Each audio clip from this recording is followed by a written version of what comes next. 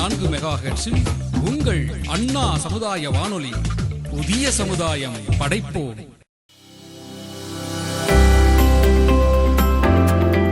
வணக்கம் நேயர்களே, நீங்கள் கேட்டுக்கொண்டிருப்பது அண்ணா சமுதாய வானொலி 90.4 அலைவரிசை. இது இந்தியாவின் முதல் சமுதாய வானொலி.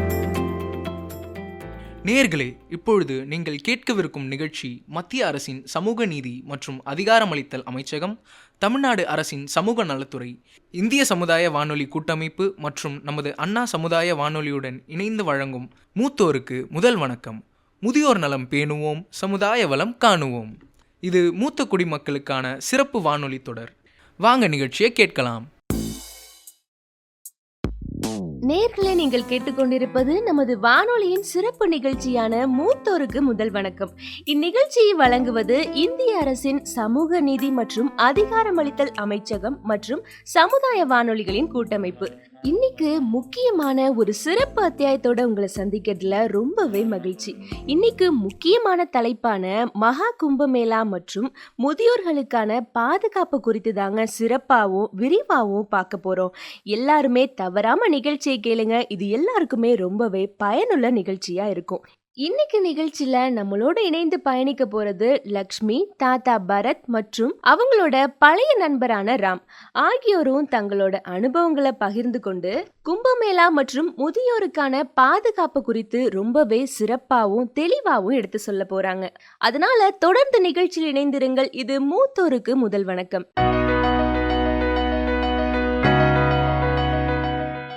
இன்னைக்கு நிகழ்ச்சிக்குள்ள போறதுக்கு முன்னாடி இந்திய அரசின் சமூக நீதி மற்றும் அதிகாரமளித்தல் அமைச்சகத்தின் வாயிலா செயல்படுத்தப்படுற பல்வேறு திட்டங்கள் பத்தி கொஞ்ச நேரம் தெரிஞ்சுக்கலாம் வாங்க.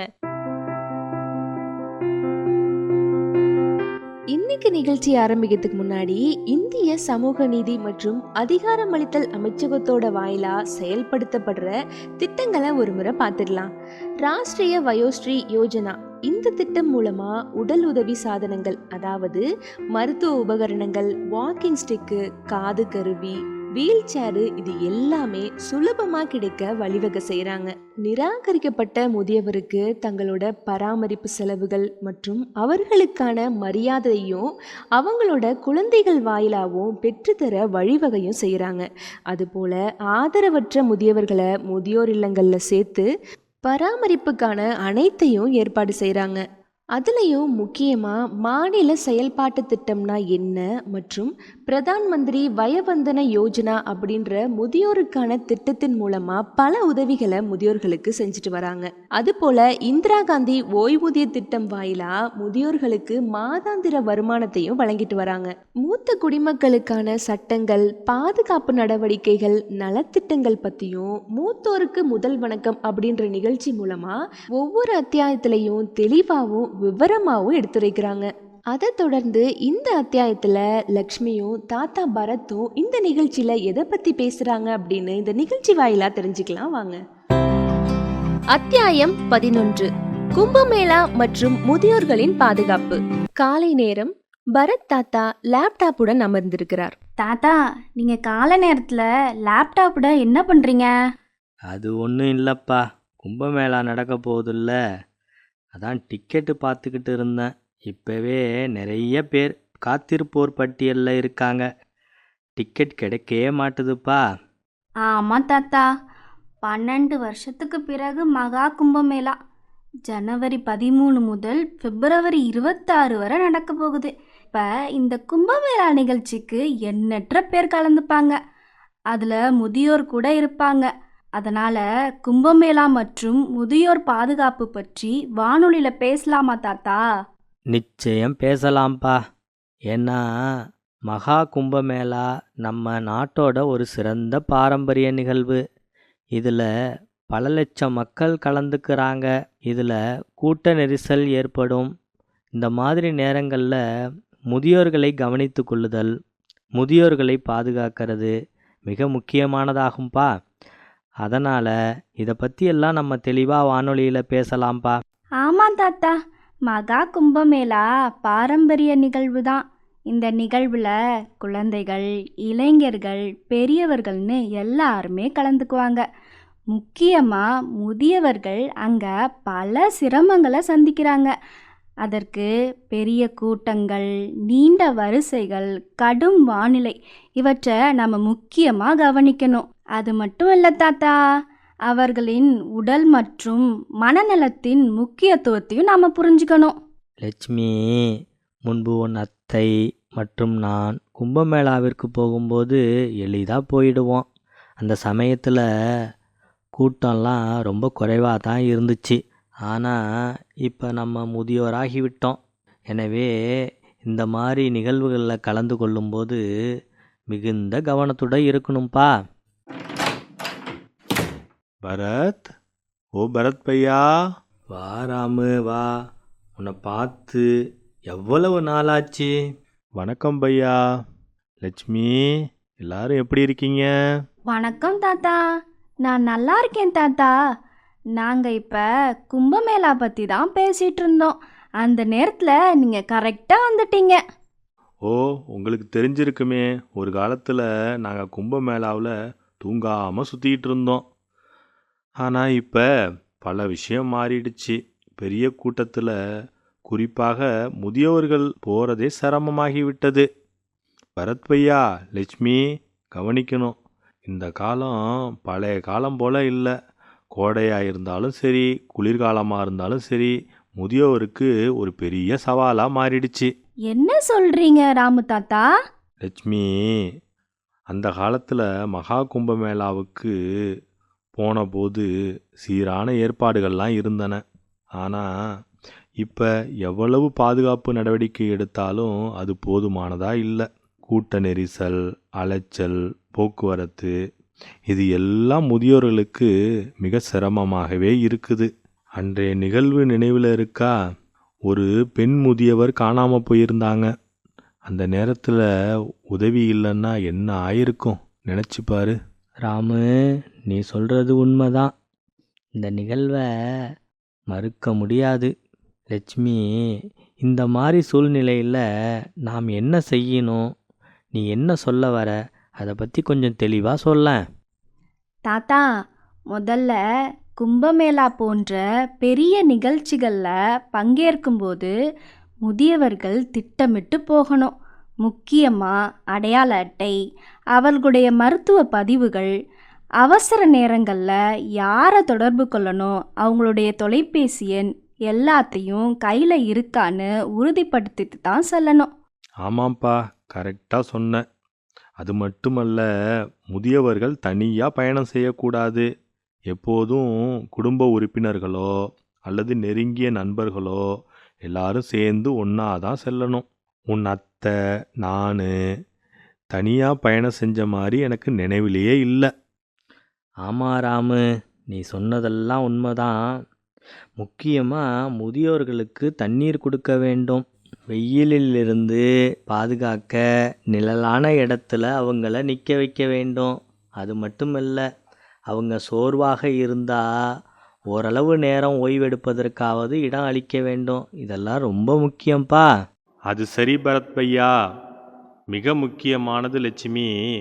முதியோர்கள் கும்பமேளாவுக்கு செல்லும்போது அங்கு பல சக்கர வாகனங்கள் உண்டு, உதவி சாதனங்கள் உண்டு.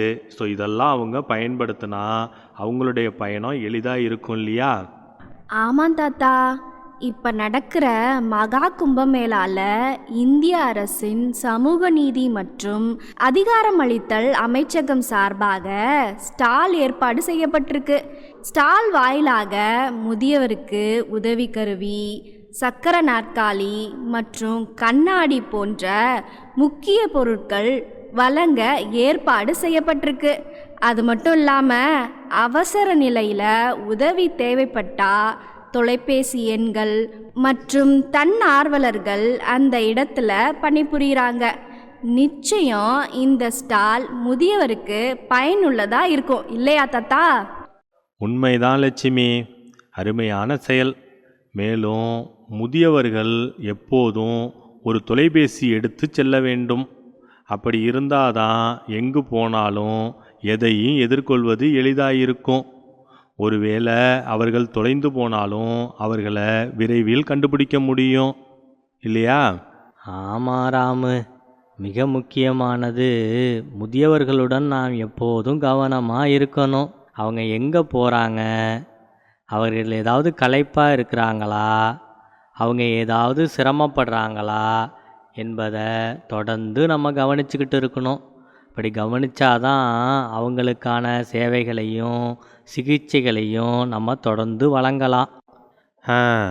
ஆமாம் ஆமாம், அதுதான் உண்மை. இதுதான் நம் சமுதாயத்தின் உண்மையான வலிமை. முதியவர்களின் அனுபவத்திலிருந்து தான் நாம் பல விஷயத்தை கற்றுக்க முடியும். நாம் அவர்களை கவனிப்பதன் மூலம்தான் நம் சமுதாயத்தின் உண்மையான உணர்வையும் உயிர்ப்பிக்க முடியும். உண்மைதான் தாத்தா. மேலும் நாம் அவங்கள புரிஞ்சுக்கணும். முதியவர்களை குறை சொல்கிறதும் பின்தள்ளுறதும் குற்றமாகும். அவங்களுக்கு நாம் கொடுக்குற மதிப்பு தான் ஒரு பெரிய வரம் அப்படிங்கிறத எப்போதுமே நினைவில் வச்சுக்கணும். லட்சுமி, நல்லா சொன்னப்போ. சரி, மகா கும்பமேளா நடைபெறும் இடத்துல முதியோர்கள் மற்றும் மாற்றுத்திறனாளிகளுக்கு உதவக்கூடிய அரசு திட்டங்கள் பற்றியும் தகவல் பற்றியும் ஏதாவது உனக்கு தெரியுமா? தெரியும். உண்மைதான் தாத்தா. இந்திய அரசின் சமூக நீதி மற்றும் அதிகாரமளித்தல் அமைச்சகம் சார்பாக ஸ்டாலில் வழங்கப்படும் முக்கிய பொருட்கள், உதாரணத்துக்கு சக்கர நாற்காலி, வாக்கிங் ஸ்டிக், கண்ணாடிகள், இதெல்லாம் முதியவர்களுக்கும் மாற்றுத்திறனாளிகளுக்கும் நிச்சயமாக உதவியாக இருக்கும். அது மட்டும் இல்லாமல் அவங்களுடைய பயணத்தையும் எளிதாக்கும்.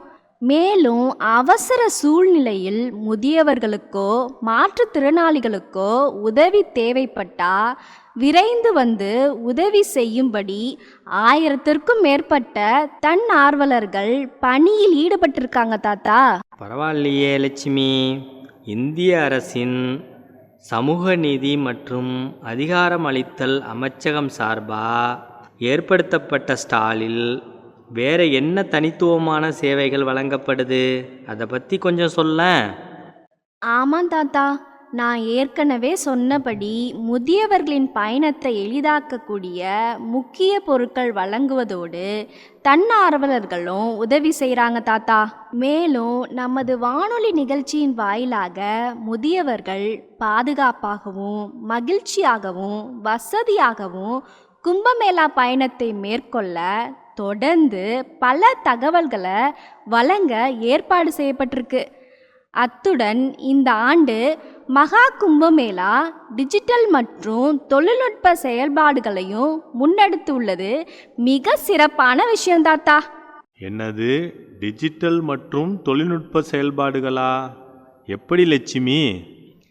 அதாவது ராம் தாத்தா, ஜனவரி 13 முதல் பிப்ரவரி 26 வரை நடைபெறும் மகா கும்பமேளாவில் ஏஐ தொழில்நுட்பம் பயன்படுத்தப்படுது. இந்த தொழில்நுட்பம் வாயிலாக எந்த மொழியில் வேணாலும், அதாவது 11 இந்திய மொழிகளில் தகவல்கள் வழங்க ஏற்பாடு செய்யப்பட்டிருக்கு. மேலும் மக்கள் தங்களுடைய சந்தேகங்களையும் தேவைகளையும் ஏஐ தொழில்நுட்பம் வாயிலாக பேசியோ அல்லது டைப் செய்தோ அனைத்து தகவல்களையும் பெறலாம். பரவாயில்லையே. இந்த கும்பமேளா நவீன தொழில்நுட்ப மாயாஜாலமாக நிறைஞ்சிருக்கும் போல இருக்கே.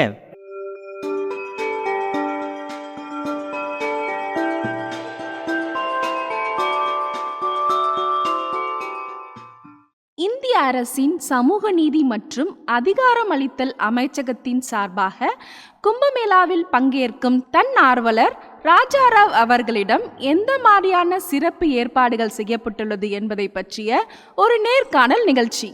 சமுதாய வானொலியின் சார்பாக கும்பமேளா மற்றும் முதியோர் பாதுகாப்பு குறித்து விழிப்புணர்வு ஏற்படுத்திட்டு இருக்கோம். அதில் ஒரு பகுதியாக இந்திய அரசின் சமூக நீதி மற்றும் அதிகாரமளித்தல் அமைச்சகம் சார்பாக நியமிக்கப்பட்ட தன் ஆர்வலர் திரு ராஜாராவ் அவர்களுடன் நேர்காணல் நிகழ்ச்சியில் சந்திப்பதில் மகிழ்ச்சி அடைகிறோம். வணக்கம் சார்.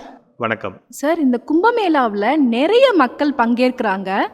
இந்த பங்கேற்கிற மக்கள் என்ன மாதிரியான நடவடிக்கைகள் மேற்கொள்ளணும் சார்? நிச்சயமாக சொல்கிறோம். பொதுவாக கும்பமேளா அப்படிங்கிறது 12 வருஷத்துக்கு ஒரு முறை நடக்குது. இதில் பார்த்தீங்க அப்படின்னா இந்தியா முழுவதும் லட்சக்கணக்கான மக்கள் வந்து இதில் கலந்துக்கிறாங்க. இப்போ இந்த லட்சக்கணக்கான மக்கள் வரும்போது பார்த்தீங்க அப்படின்னா கூட்ட நெரிசல் அப்படிங்கிறது ஒரு மிகப்பெரிய சவாலான ஒரு விஷயம்.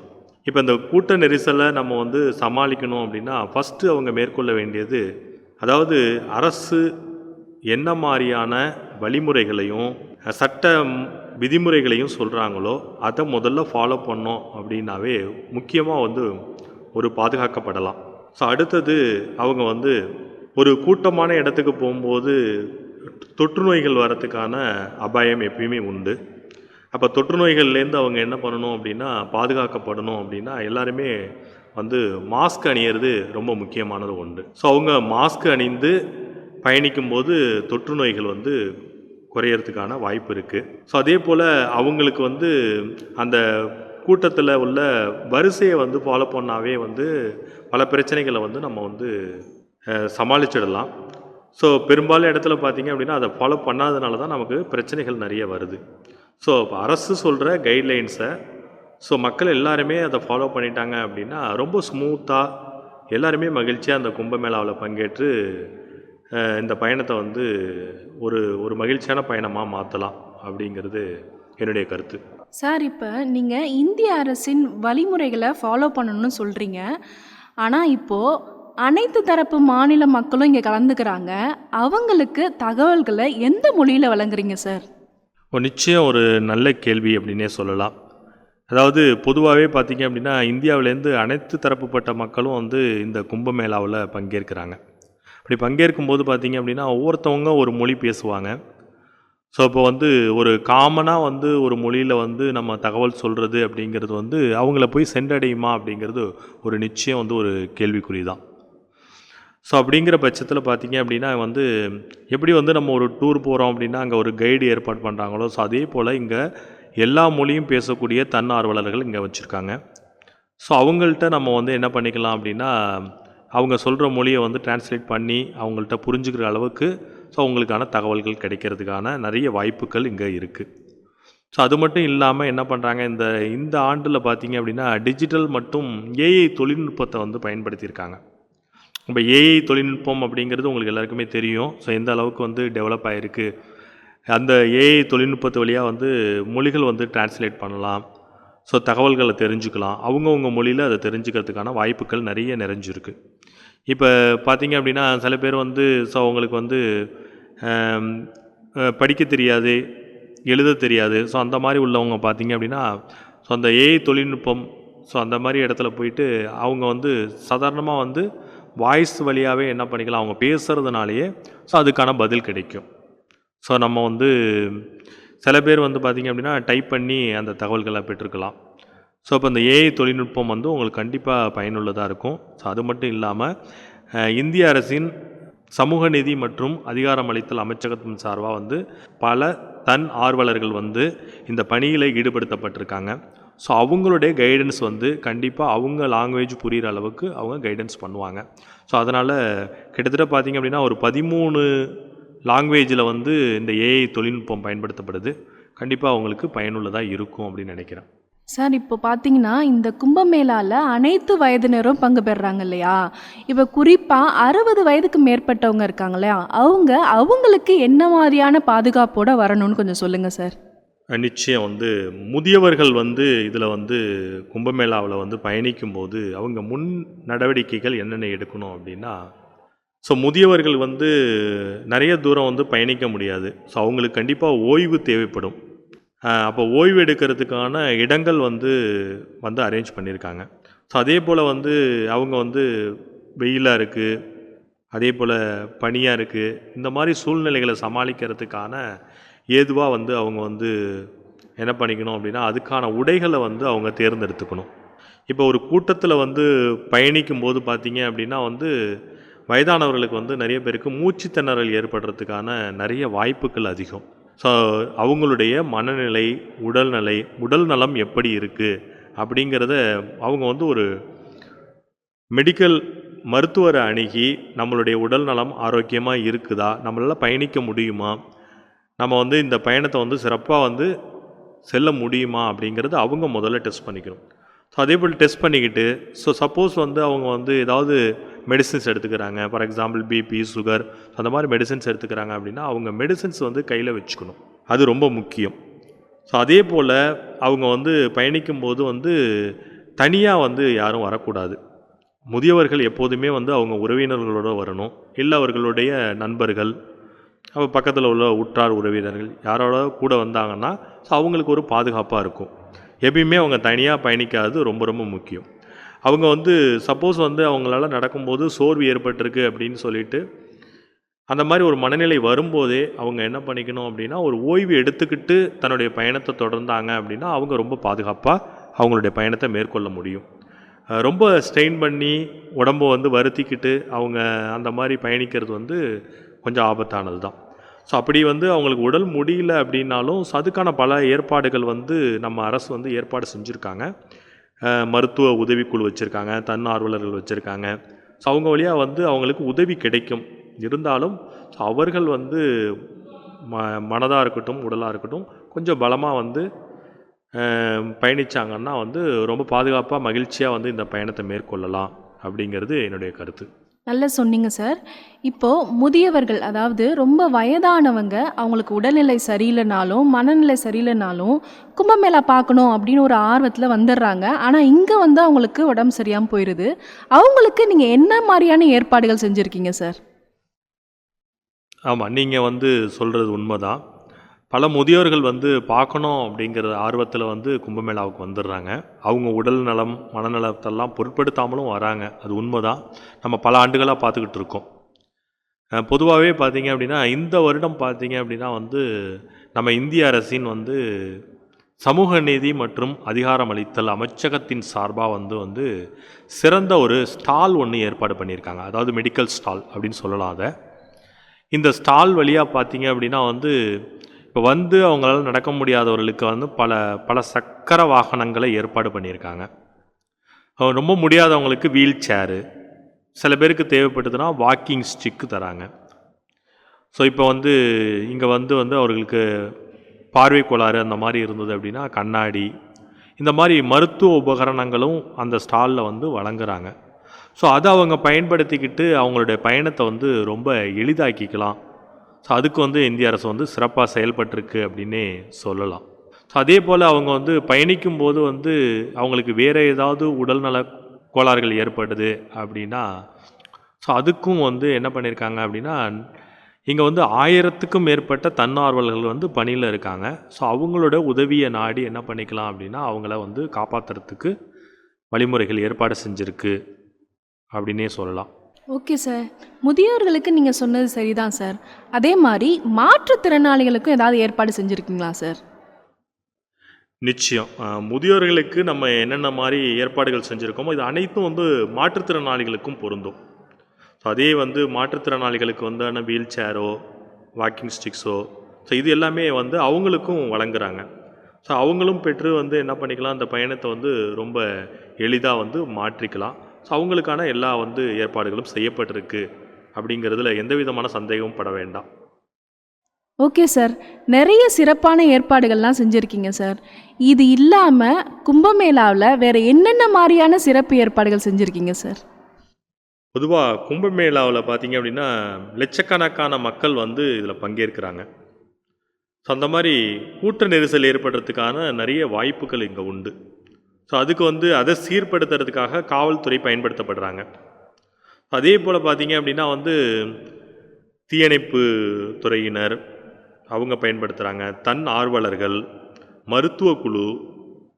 இது இல்லாமல் பார்த்தீங்க அப்படின்னா வந்து மக்களுக்கு தேவைப்படுற உணவகம், கழிவறைகள், ஸோ இது எல்லாமே வந்து சிறந்த முறையில் ஏற்பாடு செய்யப்பட்டிருக்கு. Okay sir. இறுதியாக ஒரே ஒரு கேள்வி சார். இந்த கும்பமேளாவில் பயணிக்கிறவங்களுக்கு நீங்கள் என்ன மாதிரியான ஆலோசனைகள் வழங்குறீங்க சார்? கண்டிப்பாக வந்து கும்பமேளாவில் பயணிக்கும் மக்களுக்கு வந்து ஆலோசனை அப்படின்னு சொன்னோம் அப்படின்னா எல்லாரும் ஒரு ஐடென்டி கார்டு, அதாவது ஒரு ஆதார் கார்டோ அவங்கள பற்றிய தகவல் சொல்கிற மாதிரி ஒரு கார்டு கையில் வச்சுக்கணும். அது இல்லாமல் பார்த்தீங்க அப்படின்னா அவங்களுக்கு தேவைப்படுற மெடிசின்ஸை கையில் வச்சுக்கணும். அதே போல் ஒரு தொலைபேசி கையில் வச்சுருந்தாங்க அப்படின்னா ரொம்ப வந்து பயனுள்ளதாகவே இருக்கும். ஏன்னா நிறைய பேர் வந்து கும்பமேளாவில் வந்து காணா போகும்போது பார்த்தீங்க அப்படின்னா அவங்களுக்கு தகவல் கொடுக்கறதுக்கு இது வந்து கொஞ்சம் ஏதுவாக இருக்கும், தொலைபேசி எண். ஸோ அதே போல் இந்த கும்பமேளாவில் பயணிக்கிறவர்கள் வந்து குழந்தைகளாக இருக்கட்டும், அதே ஒரு முதியவர்களாக இருக்கட்டும், இவங்க தனியாக வந்து பயணிக்கக்கூடாது. அவர்களுடைய உறவினர்களோ அல்லது நண்பர்களோடு பயணித்தா அப்படின்னா ஒரு பாதுகாப்பாக இருக்கும். உங்களுக்கு வந்து பாதுகாப்பில் ஏதாவது குறைபாடுகள் இருக்குது அப்படிங்கிற பட்சத்தை நீங்கள் உணர்றீங்க, ஃபீல் பண்ணுறீங்க அப்படின்னா உடனே நீங்கள் என்ன பண்ணலாம் அப்படின்னா பக்கத்தில் உள்ள காவல்துறையிடம் தகவல் தெரிவிச்சிங்க அப்படின்னா ஸோ அது வந்து ரொம்ப வந்து எல்லாருக்குமே உதவியாக இருக்கும். அதே போல் மக்கள் வந்து என்ன வழிமுறைகள் சொல்கிறாங்களோ அதை ஃபாலோ பண்ணாங்க அப்படின்னாவே எல்லாருமே கும்பமேளாவை மகிழ்ச்சியாக வந்து கொண்டாடலாம் அப்படிங்கிறது என்னுடைய கருத்து. Okay sir. இது வரைக்கும் கும்பமேளாவில் கலந்துக்கிறவங்க, முதியவங்க, ஊனமுற்றவங்களுக்கு என்ன மாதிரியான உதவிகள் கிடைக்குது, அவங்க எப்படி பாதுகாப்பாக இருக்கணும், அவங்களுக்கு என்னென்ன மருத்துவ உதவிகள் கிடைக்குது, அவங்க தன்னை எப்படி பாதுகாக்கணும் அப்படின்ற விஷயத்தை பற்றி ரொம்ப அழகாகவே தெளிவாக சொன்னீங்க சார். கண்டிப்பாக இந்த தகவல்கள் எல்லாருக்குமே ரொம்பவே பயனுள்ளதாக இருக்கும் சார். இந்திய அரசின் சமூக நீதி மற்றும் அதிகாரமளித்தல் அமைச்சகத்தின் சார்பாக கலந்து கொண்ட தன்னார்வலர் திரு ராஜாராவ் அவர்களுக்கு எங்கள் வானொலியின் சார்பாக மனமார்ந்த நன்றியையும் வணக்கத்தினையும் தெரிவித்துக் கொள்கிறோம். நன்றி சார். நன்றி. கும்பமேளால பங்கேற்கும் தன்னார்வலர் ராஜாராவ் அவர்கள் நேர்காணல் வழியா நமது வானொலியில் சொன்ன கருத்துக்கள் மக்களிடம் சேர்ந்ததா அப்படின்றத நாம நேரடியா கள ஆய்வு செய்யலாம் வாங்க. அம்மா வணக்கம்மா, உங்க பேர் என்னம்மா? என்னோட பேர் கமலாம்மா. அம்மா உங்க வயசு என்னம்மா? என்னோட வயசு 70-71 இருக்குமா. அம்மா நீங்க எந்த மாநிலத்திலேருந்து வரீங்க? நான் தமிழ்நாடு தஞ்சாவூர்லேருந்து வரேம்மா. அப்படியாம்மா, கும்பமேளா பற்றிய உங்களுடைய கருத்துக்களை சொல்கிறீங்களா? நான் என்னத்த கருத்தை சொல்கிறது, நான் உள்ளே வந்தோடனே தண்ணிலாம் கொடுத்தாங்க, போலீஸ் இப்படி போங்க அப்படி போங்கன்னு வழியெல்லாம் சொன்னாங்க. நான் கொஞ்சம் தூரம் போனோடனே மயக்கம் போட்டு கீழே விழுந்துட்டேன். என்ன பண்ணுறதுனே தெரியாமல் முழிச்சிக்கிட்டு இருக்கும்போது மருத்துவ உதவியெல்லாம் செஞ்சாங்க அரசு. யாரும்மா உங்களை காப்பாற்றினாங்க? உங்கள் உறவினர்களா? இல்லை, ஏதோ இந்திய அரசோட அமைச்சகம்னு சொன்னாங்க. ஆமாம்மா, அது இந்திய அரசின் சமூக நீதி மற்றும் அதிகாரமளித்தல் அமைச்சகத்தின் சார்பாக தன்னார்வலர்கள் தான் உங்களுக்கு உதவி இருப்பாங்க. ஆமாம், அதுதான் சொன்னாங்க. வயசாயிடுச்சுல, அதான் எல்லாம் மறந்து போச்சு. ரொம்ப நன்றிம்மா. இனியும் பாதுகாப்பாக பயணத்தை மேற்கொள்ளுங்கம்மா. சரிம்மா, வரேன்.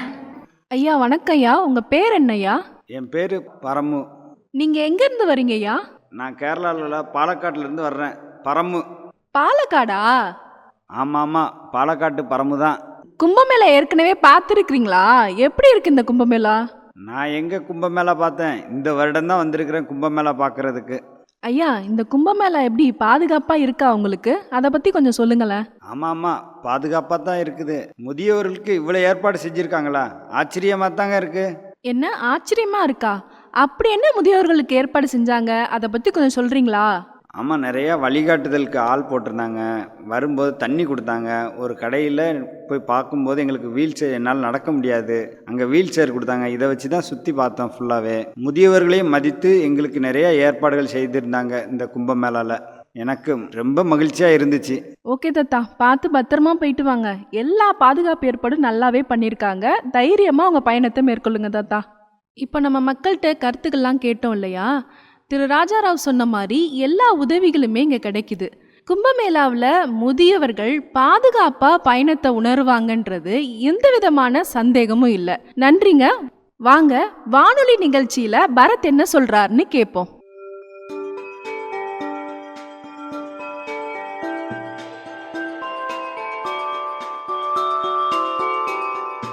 லட்சுமி, உன்னுடைய அனைத்து தகவல்களும் உண்மையிலேயே மிக முக்கியமானது தான். அது மட்டுமல்லாமல் இந்திய அரசின் சமூக நீதி மற்றும் அதிகாரமளித்தல் அமைச்சகம் சார்பாக பல தகவல்கள் ஏற்பாடு பண்ணதும் மிக முக்கியமாக முதியோர்களுக்கு பாதுகாப்பாக இருக்கும். மேலும் இந்த கும்பமேளா நிச்சயம் முதியவர்களுக்கு ஒரு எளிய பயணமாக தான் இருக்கும் அப்படின்னு நம்பலாம். நீ சொன்னது சரி பரத் பையா. லட்சுமி, நம்ம பண்பாட்டின் அடித்தளம் முதியவர்களை கவனிப்பது ரொம்ப முக்கியம். நம்ம இந்த பொறுப்பை புரிந்து கொண்டால்தான் சமுதாயத்தில் உண்மையான மாற்றத்தை கொண்டு வர முடியும். சரி தாத்தா, இதுவரை நமது சிறப்பு அத்தியாயத்தின் மூத்தோர்க்கு முதல் வணக்கம் நிகழ்ச்சியின் வாயிலாக பல தகவல்களை வழங்கினோம். இந்நிகழ்ச்சி இந்திய அரசின் சமூக நீதி மற்றும் அதிகாரமளித்தல் அமைச்சகம் மற்றும் சமுதாய வானொலியின் கூட்டமைப்பு சங்கம் இணைந்து வழங்கியது.